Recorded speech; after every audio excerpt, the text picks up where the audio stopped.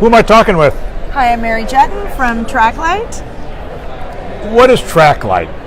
So Traklight is something that you can use to do a business legal checkup. Like, how are you doing? What kind of risk are you facing as a business, whether you're an inventor with a business idea all the way up to mid-sized company that doesn't necessarily have a GC already.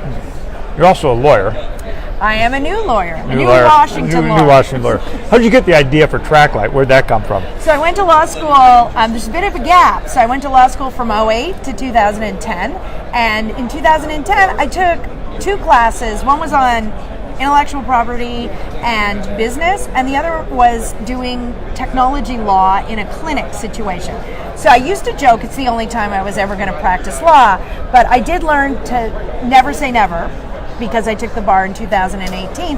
But when I was sitting there with my clients in the clinic, there was a client who had created a patent, and he had 2 other people with him, and they hadn't assigned the patent, they hadn't created an entity, they hadn't done any of this. And I was like, it's not about the fact that they didn't understand IP, it was about the fact that they didn't understand how to build a business. So I thought, well, there should be some way that an everyday person can have a checklist. So I don't know, have you ever read that book by Atwal Gandhi, Checklist Manifesto? Nope.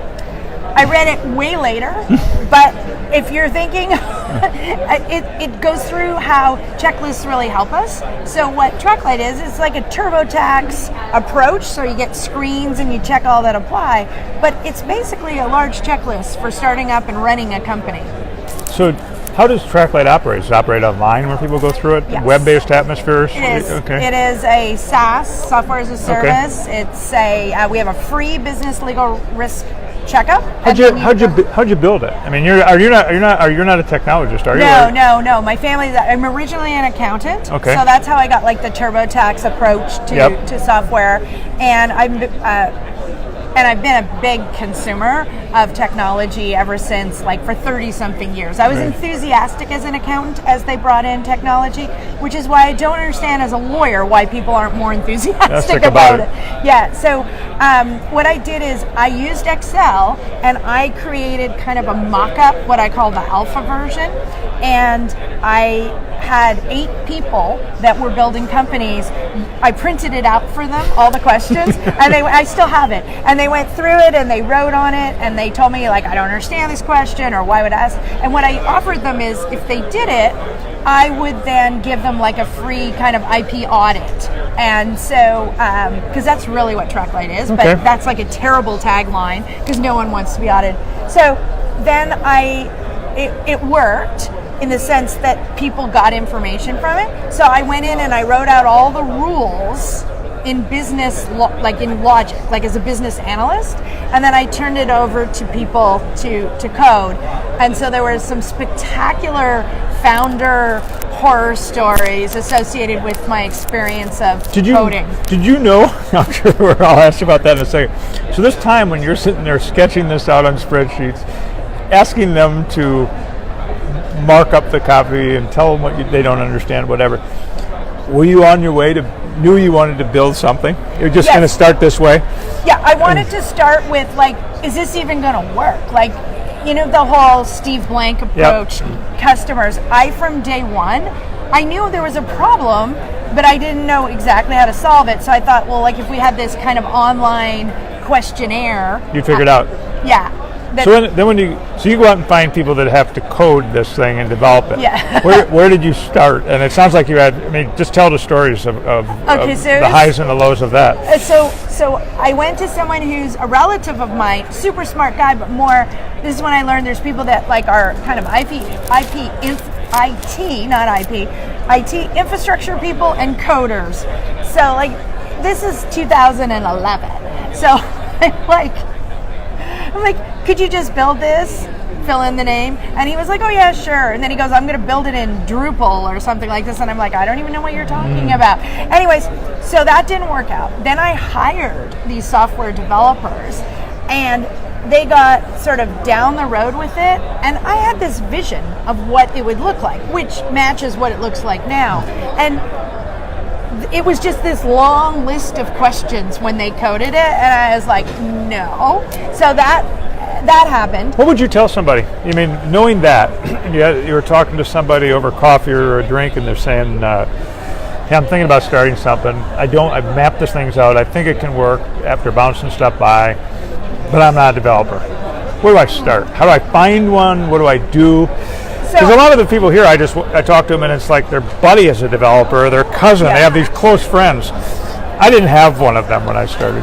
So my thing is, no friends, no family, zero. Like, I just think that's bad for business, not just based on this project that I did. So what I did is I found somebody who had a reputation within the community, and this was all in Phoenix, Arizona. Right. At the time, they were just starting to open incubators. This is like 2012. So I did find somebody, but then, and we got a beta version launched and everything, and then that person disappeared with our code and everything. The same day that we won this huge Success Magazine contest. It was like the same, so I'm looking up, yay, where's this?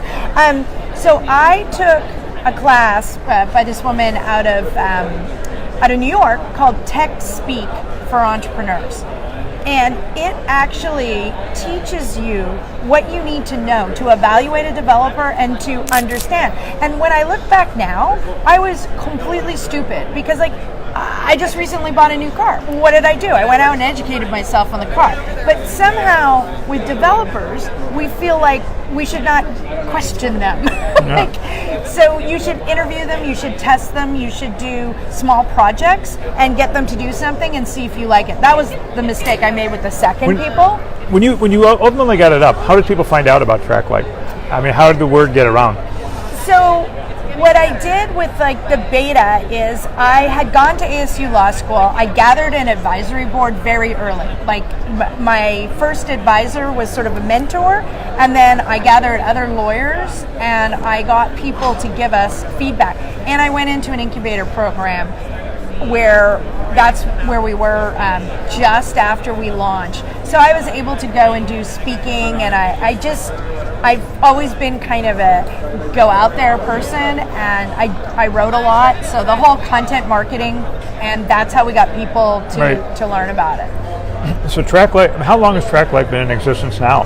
So it's been in existence, and I laugh because it's one of those things, people think it's like, oh, it just happens like that. So I came up with the idea in 2010, and then it launched in beta in 12, and then we rehauled the entire thing to be what it is now, launched in the spring of 14, and then we built upon it, coming up with charts and all these things, and we just launched, and then we've just launched a personal legal checkup, and we've also launched a deeper dive into whether something is patentable called Innovo Discover.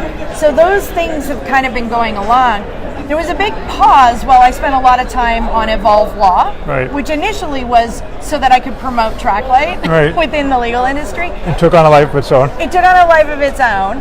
And so Traklight has always kept going. We have this free business risk assessment. And when I look on, we use HubSpot, and when I look on HubSpot, the reports, we have so many universities. They come and people use the system because it's educational.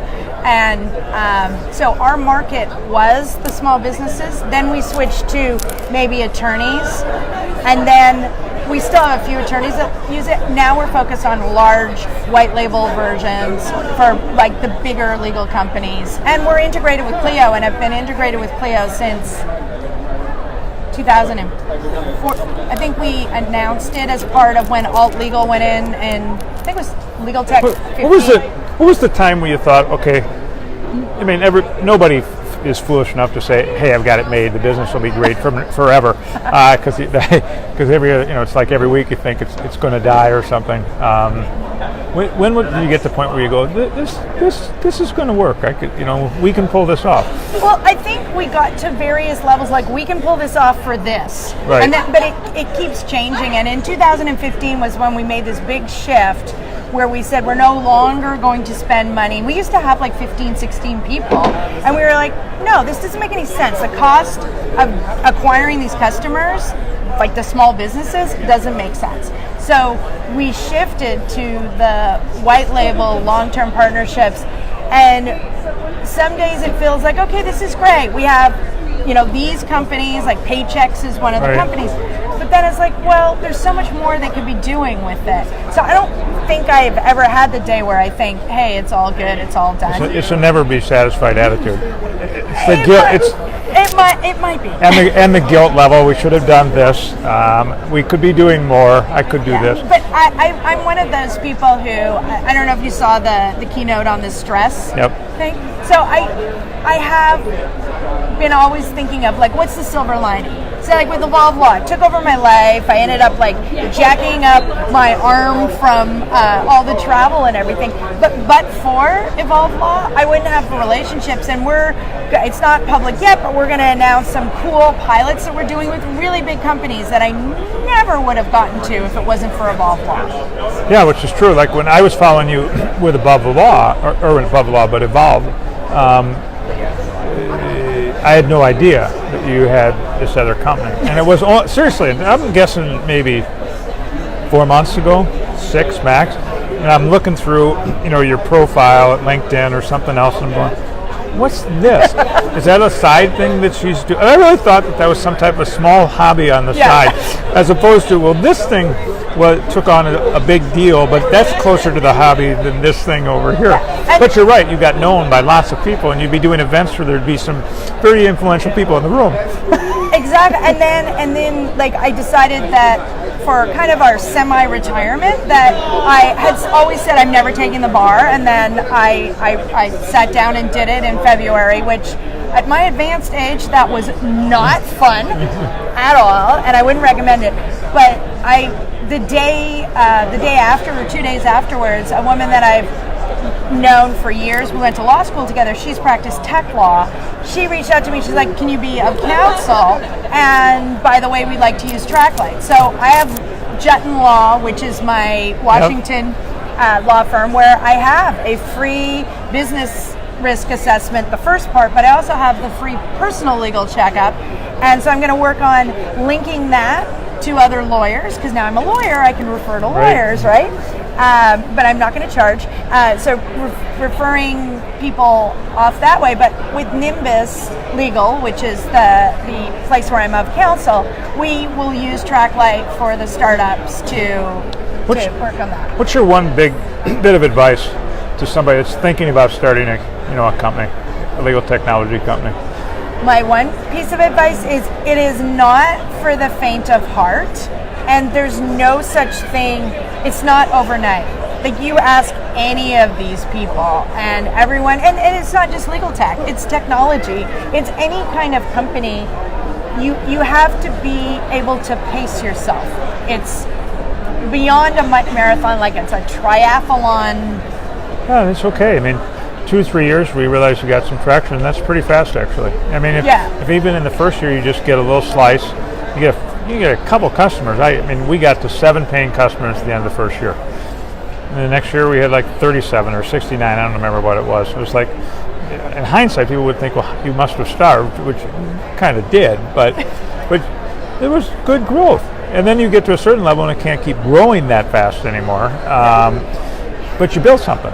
Yeah, and with us, it's like we keep changing what we were doing, but at one point we had a multi-year contract for quite a bit of money with Infusionsoft, where it was almost like we were doing services for them and providing software, but they were providing input into our product. And what Jack was talking about, the product market fit, it's one of those things that we've got the white label version going now, so that it's an educational tool for lets clients or members or whatever understand what their legal needs are, and then at the same time it gives a whole list gives a report of all the questions and all the answers.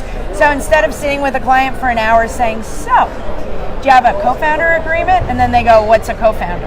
And then you have to explain. It wouldn't hopefully say that. No, but you can keep adding to it. Yeah, I mean, you can keep building out this profile of things for it.